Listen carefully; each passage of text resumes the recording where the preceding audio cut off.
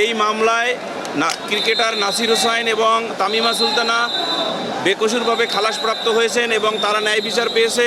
আমরা এই ন্যায় বিচারে সন্তুষ্ট।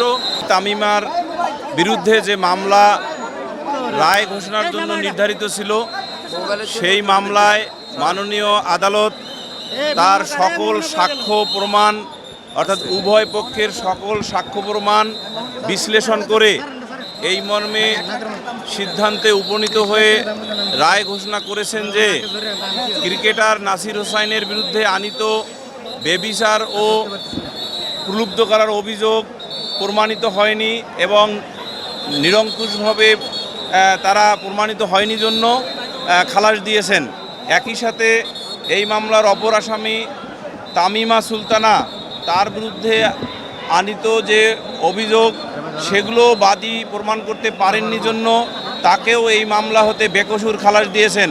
এ থেকে প্রমাণিত হয় যে ক্রিকেটার নাসির হোসাইন এবং তামিমা সুলতানা তারা যথাযথভাবে তালাক প্রদান করে এবং বৈধভাবে ইসলামিক শরীয়ত মোতাবেক বিবাহ করেছেন।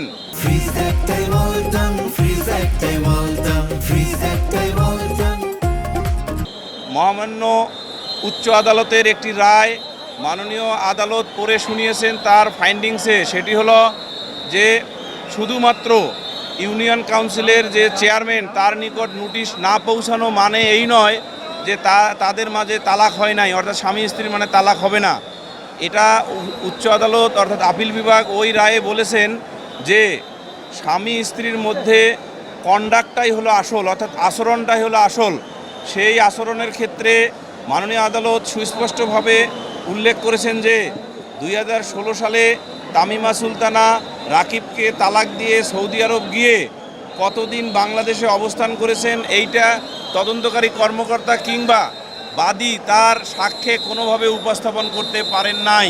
ফলে এই মামলায় ক্রিকেটার নাসির হোসাইন এবং তামিমা সুলতানা বেকসুরভাবে খালাসপ্রাপ্ত হয়েছেন এবং তারা ন্যায় বিচার পেয়েছে। আমরা এই ন্যায় বিচারে সন্তুষ্ট এবং ক্রিকেটার নাসির হোসাইনকে বিভিন্ন মিডিয়া যেভাবে কলুষিত করার চেষ্টা করেছে, আমরা আশা করি আজকের রায়ের মধ্য দিয়ে তাদের মানে সচেতনতা ফিরে পাবে এবং তারা আর এই ধরনের একজন জাতীয় ক্রিকেটারকে মানে কলুষিত করার জন্য আর প্রচেষ্টা চালাবেন না। ধন্যবাদ সকলকে।